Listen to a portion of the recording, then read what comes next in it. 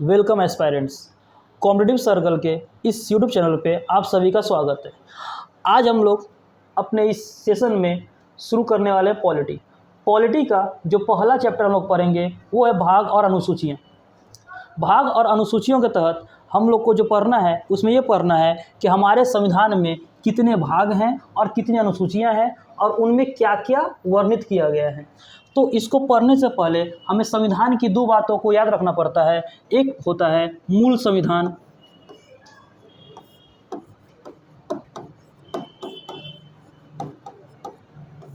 दूसरा होता है वर्तमान संविधान। जब हम बात करते हैं मूल संविधान का, तो मूल संविधान कहने का तात्पर्य ये होता है कि वह संविधान जो हमें 26 जनवरी 1950 को मिला था, और वर्तमान संविधान कहने का तात्पर्य ये होता है कि जो वर्तमान समय में 106 संविधान संशोधन होने के बाद जो हमें संविधान दिखाई पड़ता है उसे वर्तमान संविधान कहा जाता है। जब हम बात करते हैं मूल संविधान को, तो उस मूल संविधान में जो हमारे संविधान निर्माताओं द्वारा जो डिसाइड किया गया था भाग, उसकी संख्या थी 22। परंतु एक काफ़ी संविधान संशोधन होने के बाद जो वर्तमान संविधान में जो हमारे भाग नज़र आते हैं उनकी संख्या है 25। वहीं अगर हम अनुसूचियों की बात करें तो अनुसूचियों की जो संख्या है वो आपके मूल संविधान में उनकी संख्या हुआ करती थी 8, परंतु वर्तमान संविधान में इनकी जो संख्या है वो है 12। आज के हम अपने इस सेशन में यही पढ़ेंगे कि आखिर इस 25 भाग में प्रत्येक भाग में क्या क्या विषय लिखा गया है और अनुसूचियों में क्या क्या लिखा गया है। तो चलिए शुरू करते हैं। सबसे पहले हम पढ़ते हैं संविधान के भाग के बारे में। भाग को पढ़ने से पहले आपको 3 भाग को याद रखना पड़ता है, जिसमें है एक है आपका 4, दूसरा है आपका 9, तीसरा है आपका 14।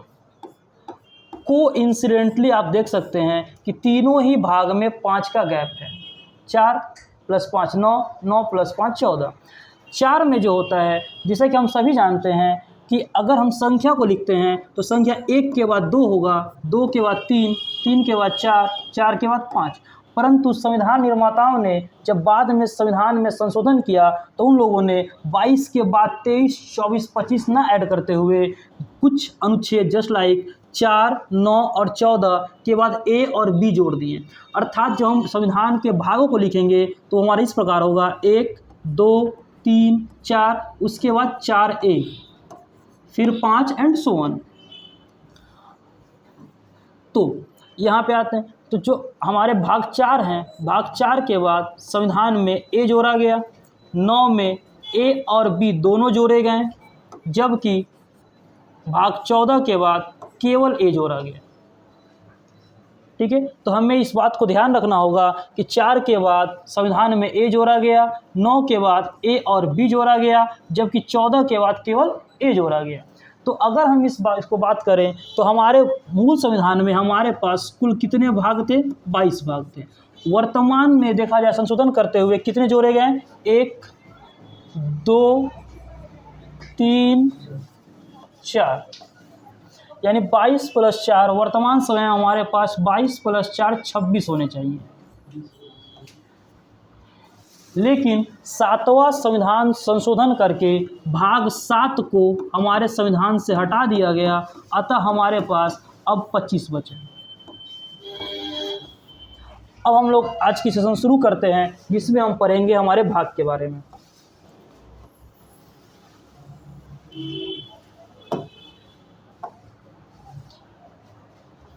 इसको हम लोग अपने एक ट्रिक के माध्यम से पढ़ेंगे। वो ट्रिक है आपका, उसे चाहा फिर देखा फिर उसे सोचा भी, उसने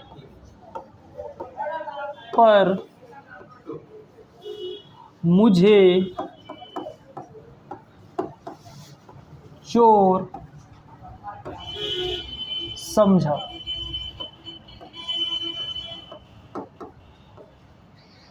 जैसा कि आप देख पा रहे हैं यहाँ पे हमारा एक ट्रिक बन के रेडी है। उसे चाहा फिर देखा फिर उसे सोचा भी, उसने पर मुझे चोर समझा।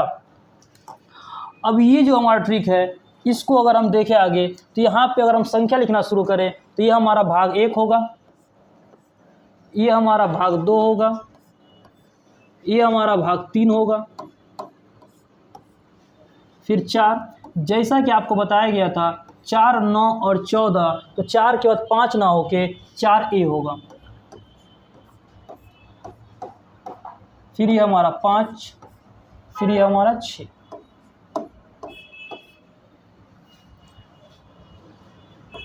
7, 8, 9। अब देखिए ये 9 आया, 9 के बाद जैसा आपको बताया कि 9 का 9A और 9B दो जोड़े गए।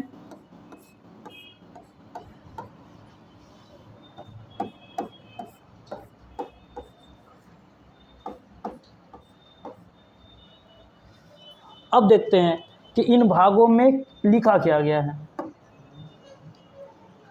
देखिए पहला भाग जो है, प्रत्येक ट्रिक का जो आपका पहला लेटर दिखाई देगा इसी के माध्यम से हमारा ट्रिक होगा। यू कहने का तात्पर्य है union and it's territories. Hindi में इसे ही कहा जाता है संघ और उसके राज क्षेत्र।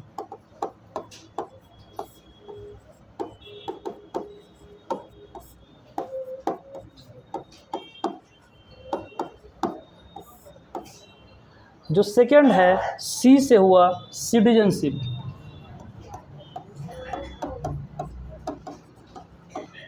सिटीजनशिप कहने का मतलब है नागरिकता।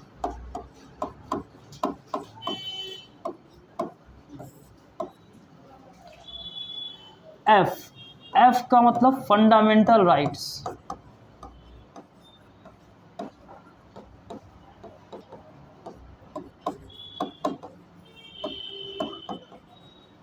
अर्थात मूल अधिकार।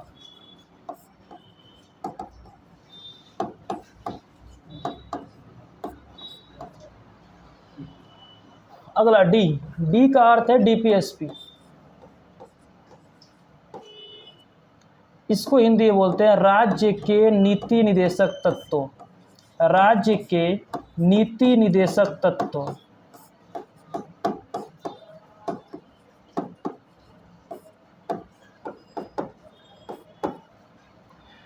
अगला एफ फंडामेंटल ड्यूटी।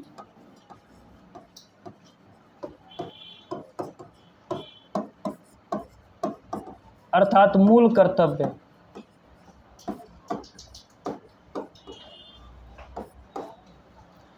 फिर देखिए यहाँ पे यू दिख रहा है, यू का अर्थात होगा यूनियन। यूनियन मतलब संघ। संघ अर्थात संघ सरकार यानी केंद्र सरकार के अधीन, और जो संघ में जो मामले होते हैं संघ के अंतर्गत जो आते हैं राष्ट्रपति, उपराष्ट्रपति, ये सभी इसके अंतर्गत आते हैं। एस केंद्र के ठीक बगल में होगा स्टेट्स,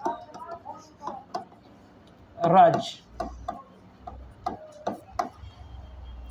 अब देखिए आप सभी देख सकते हैं यहाँ पे जो हमारा प्रत्येक जो वर्ड है उसका पहला लेटर कैपिटल है, परंतु जो 7वां है भी उसका स्मॉल है। अर्थात यहाँ पे इसको संविधान से निकाल दिया गया, ये हमारे वर्तमान संविधान का हिस्सा नहीं है। आगे उसने मतलब क्या होता है, यूनियन टेरिटरी।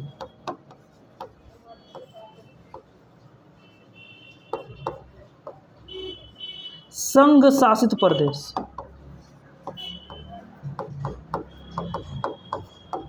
संघ शासित प्रदेश। पर का अर्थ पंचायत।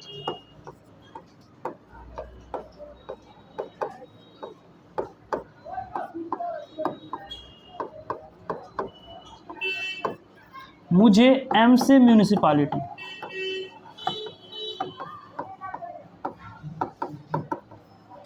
अर्थात नगर पालिका।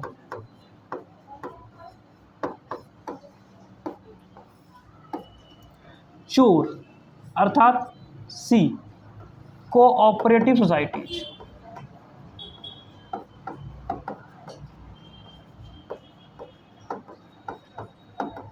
हिंदी में बोलते हैं सहकारी समिति।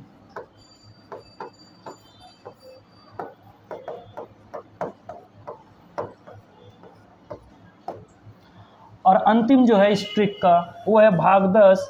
ये समझा एस मतलब शेड्यूल्ड एरियाज, अर्थात अनुसूचित क्षेत्र।